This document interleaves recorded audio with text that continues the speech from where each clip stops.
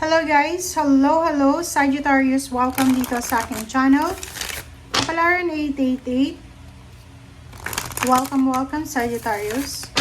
Alamin natin kung anong messages, vibration, kapay energy para sa lahat.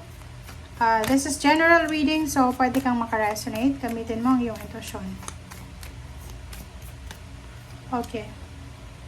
A blessing on a journey. Wow! Sagittarius. Congratulations sa'yo.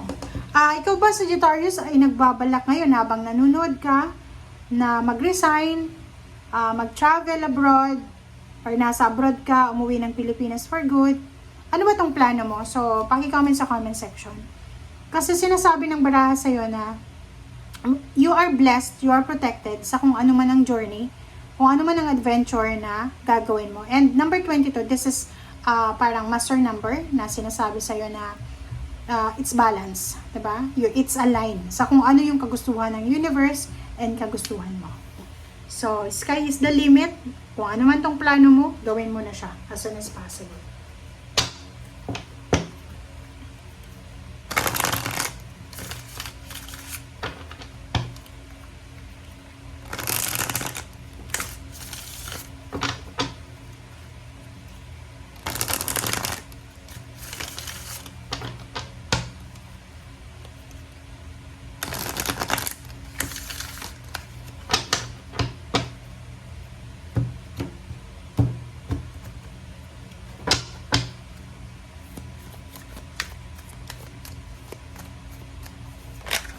Okay.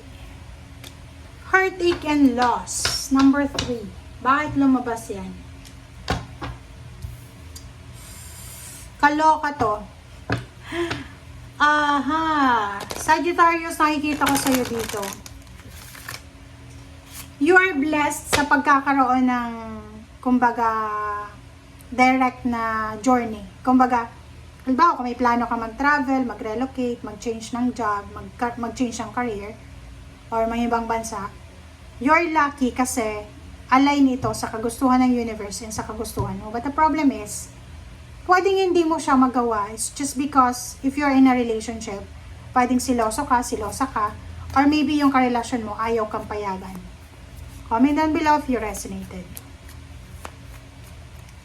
Nakikita ko sa'yo dito na hindi naman lahat ng Sagittarius makaka-resonate, but may mga possible na hiwalayan na mangyayari. Kaya, kung halimbawa na isa kang Sagittarius, masyado mong pinapabayaan yung karelasyon mo, yung relationship mo, mag-iingat ka kasi pwedeng may hiwalayan na mangyayari ngayong 6 months na to. Okay, happiness and freedom. Or maybe ikaw to. Maybe ikaw yung pagod na sa trabaho.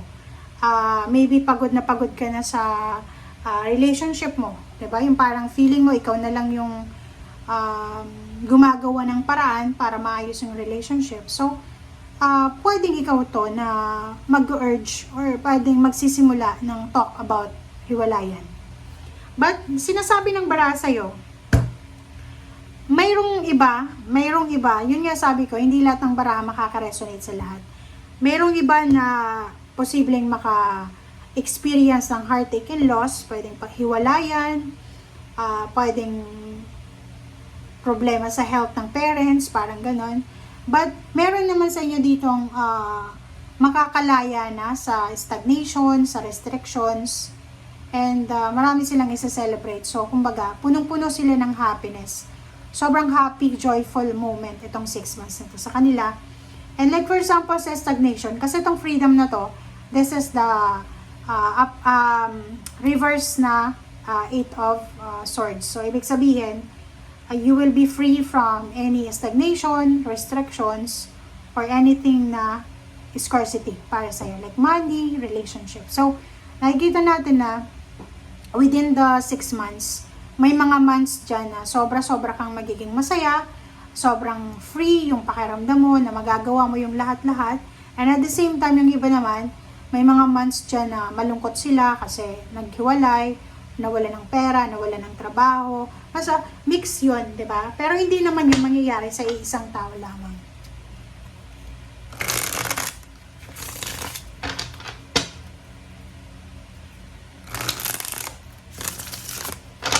Okay. Okay, reverse na Ace of Cups. Oh, 'di ba? So, dito siya.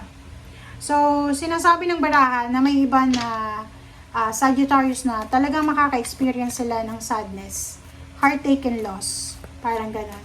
At yung iba, happy. Yung iba, free. 'Di ba? So, hindi naman lahat.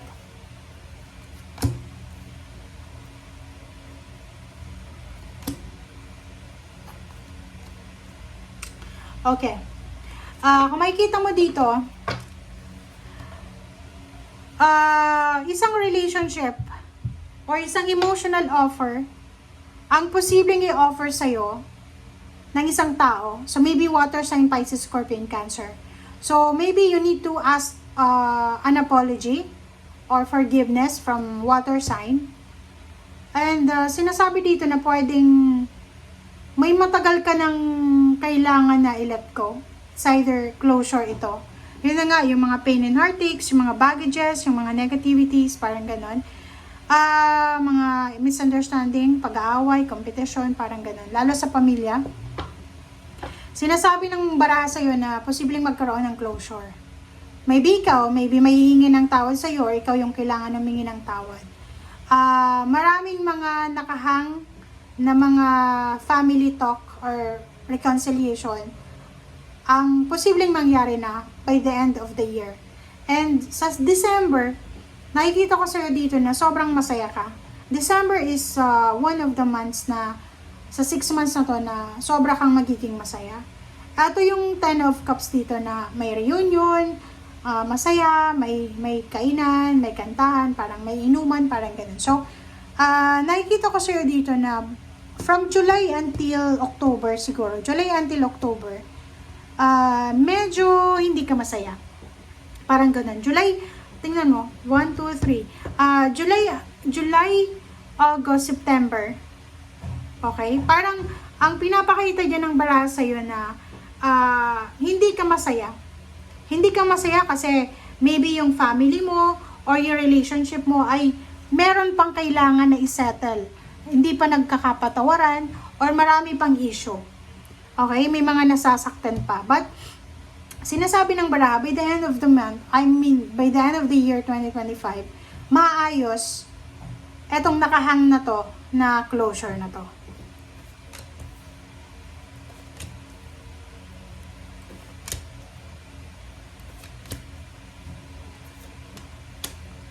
Okay. Okay, so nakikita ko, meron ditong Sagittarius na siguro nangangailangan siya ng mentor or nangangailangan siya ng isang tao or maraming tao na pwedeng makatulong sa kanya para matupad niya yung pangarap niya. So like for example, trabaho to eh, 'di ba? So gusto niyang pumunta ng ibang bansa or gusto niyang pumasok sa isang business or sa isang company na bago or malaki yung pasahod. And kailangan niya sigurong mag-training, mag-seminar, parang ganon, para makuha niya yon. Queen of Cups tsaka 9 of Wands, sinasabi ng baraha sa'yo dito na pagod ka na sa pamilya mo or pagod ka na nahanapin yung emotional peace and harmony sa buhay mo. So sinasabi ng baraha sa'yo na magpakatatag ka. Like for example, if yung problema mo is emotion, like sa pamilya mo or even relationship mo, hindi magkaayos-ayos, sinasabi ng baraha dito na ibahin mo yung direction mo. For example lang kung hindi maganda yung relationship mo sa katrabaho mo, mas dapat mong ayusin yung trabaho mo. Kung hindi maganda yung relationship mo sa pamilya mo, i-google mo yung emotion mo na yan, yung energy mo na yan sa trabaho. Parang ganun. Kasi sinasabi ng baraha dito, like tingnan mo, eto yung emotion, eto yung money.